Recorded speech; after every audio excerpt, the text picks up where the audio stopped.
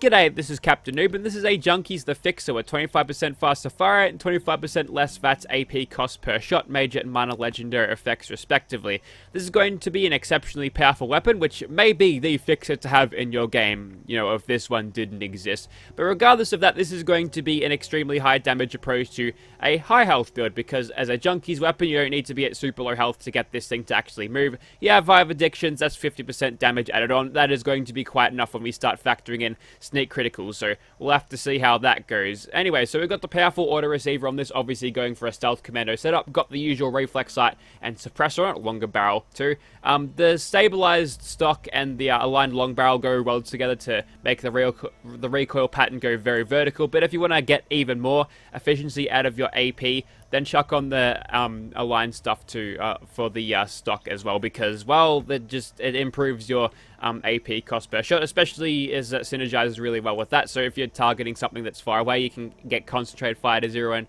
nice and quickly and get a bunch of shots on. And when you're using something like Tormentor against a Scorched Beast Queen, which is rank 1, you've got a decent chance to, you know, get a good cripple, bring it to the ground. But that's neither here or there. There will be a Queen test with this weapon shortly after, but for now we're just taking on the pleb mobs in this game. So what we'll do is we'll chuck on all the commando perks as usual. We all know how a fixer works. This build probably be the same as I would be using for the Queen test too, so maybe I'll talk about it more there, but we'll chuck those perks on and we'll get us 98 damage, which is, you know, what we've seen out of a fixer before. But let's go ahead and get some addictions. Okay, there we go. There's all of the addictions, including the alcohol one, which certainly works. And now we're doing 146 damage versus this one's 98 at full health. Not too bad at all. Now I just have to fill up my water bars again. Okay, so here we are outside of Naboo's capital Theed, and now I've got, yeah, you saw the damage before, but I've got all this chameleon armor because unyielding would be doing nothing right now, and here are my buffs. Let's get started. We've got sneak attack criticals doing what they should be, so let's see how fast we can power through this, shall we? Kind of want to get a little bit closer first. There we go. May as well play to this weapon's strengths by, you know, using VATS because it's going to be slightly more efficient than normal. Pretty good. See if we can't get some gun fill action. It might actually be a bit quicker for me to free aim just because VATS is being slow right now. See, I don't have all of the perception to make the weapon more accurate, so I have to wait a little bit longer for the accuracy to kick in thanks to the unyielding armor. But anyways, regardless of all that, we're still doing good damage, 223. And I'll have more of a comparison between the damage of this and the bloodied version when we actually get to the Queen test. For this video, I'm going to be running this at full health because, well, I don't need to be near death to use this, but if I happen to lose health here and there by messing up a little bit, I'm not going to heal myself. We'll do this as a one-hit, no, you only live once mode, I guess. Anyways, we're done here. Let's see how fast this thing can really be, eh? And yeah, that seems to do the job. Did I? That wasn't a one-shot, was it? I feel like that shouldn't have been a one-shot, but speaking of one-shots, we definitely can with full adrenaline, so hell yeah. See, you don't need bloodied to do a lot of the damage. There's a lot of benefits that we are missing out on because we're not at low health, but you can still get by at full health with this thing, and the chameleon armor is doing a good job thus far at keeping me nice and hidden. I think we're done here, actually. What I'll do is I'll jump up and kill these two turds up here. There we go. There goes one. Come on, give me this. What I should probably do is go for the torso because I'm one-shotting them anyway, so I may as well make advantages where I've got them. Here we go. A bit of gun for action here. There we go.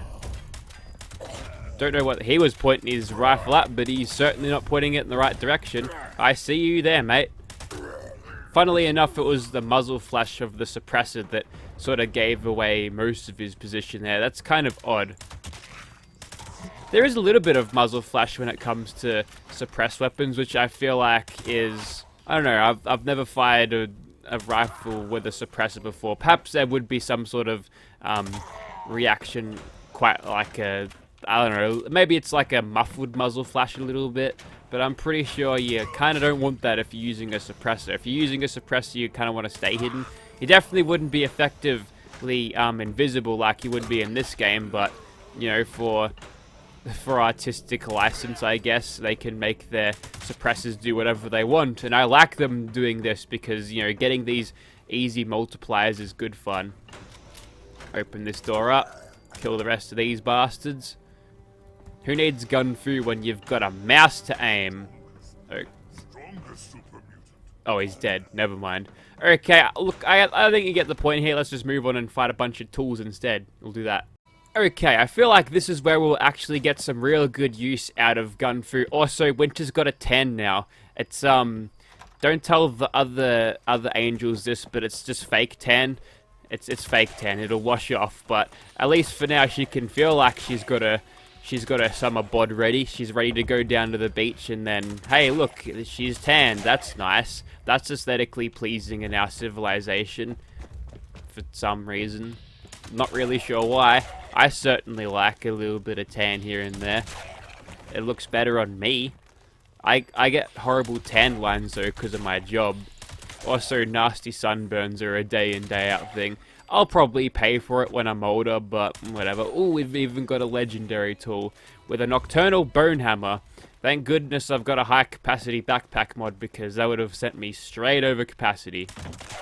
Anyways, we'll keep on clearing out these guys. These bastards. These turds. These zombies.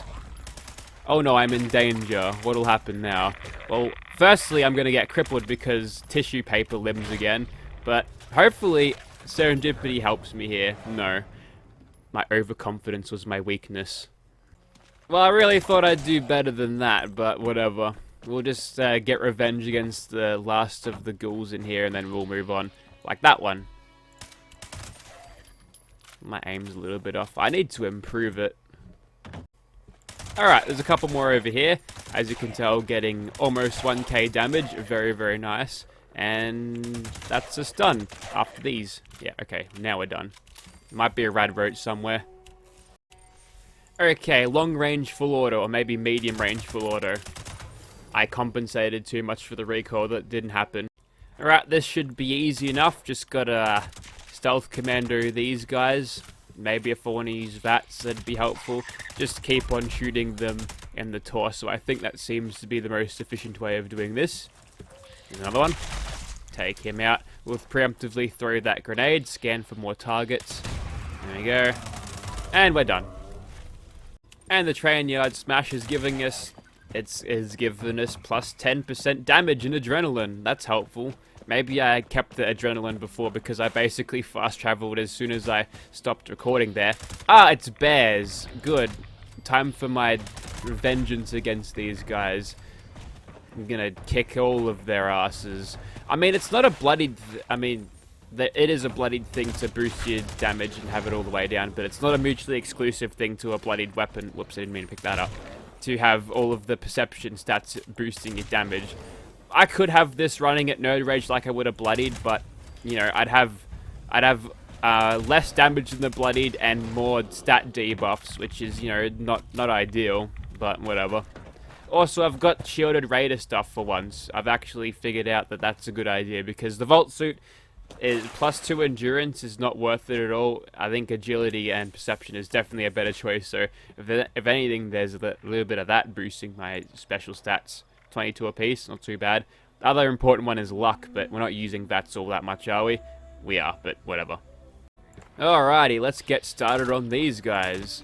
This is going to slap them so much harder when I've got a prime receiver on that. Where's number 3? You know what? I don't care. I just want to go to the bats. Little baby bats. We'll be back here very, very soon indeed to kill a slightly bigger bat.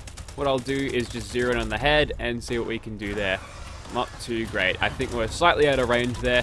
But as it comes closer, that seems to be doing pretty good. And I'm in danger now. But luckily, that extra 50% damage is going to be very good when I kill these guys. Like, I was going alright with a Mutant's Combat Rifle playing like this. So this is a fixer. And not only will I be getting 40% more damage, but the higher base damage of the fixer already is going to be pretty good in terms of how much damage we're getting. Plus, we've got a little bit of adrenal reaction now, so that's helpful. Some more tools have shown up. That's nice. Hitting them for 2016 damage. Not even bad at all, especially for this amount of health, for sure. And I guess it's the sneak attack criticals that are, you know, boosting that to what it is, but it doesn't matter, I don't care. Anyways, we'll fill your face with a mouthful of this, and we can kill them quite easily. I did see a suspicious jump in the health bar there, but yeah, I'm not really sure what that was all about. Maybe it was the server catching up to the amount of damage that I put out. Okay, so I think you get the point. This is always going to be one of these weapons where I could easily breeze through everything. That one hiccup with the ghouls is my fault, not the weapon's fault. But yeah, just keep that in mind. But yeah, this thing will be back very, very shortly for a queen test, so stay tuned for that. My opinions on this thing is, although it's inferior right now to the Bloodied Fixer, you can't really go wrong with it at all. We're slightly getting more damage, but I'm thinking if we hit about, I don't know, half health, we'll see them cross over, and then that's when the Bloodied starts doing more damage. But we'll have to see how the numbers look out when we're actually fully in Nerd Rage. So we'll keep the fake tan on, and I'll see you in a bit. Thank you very much for watching, guys.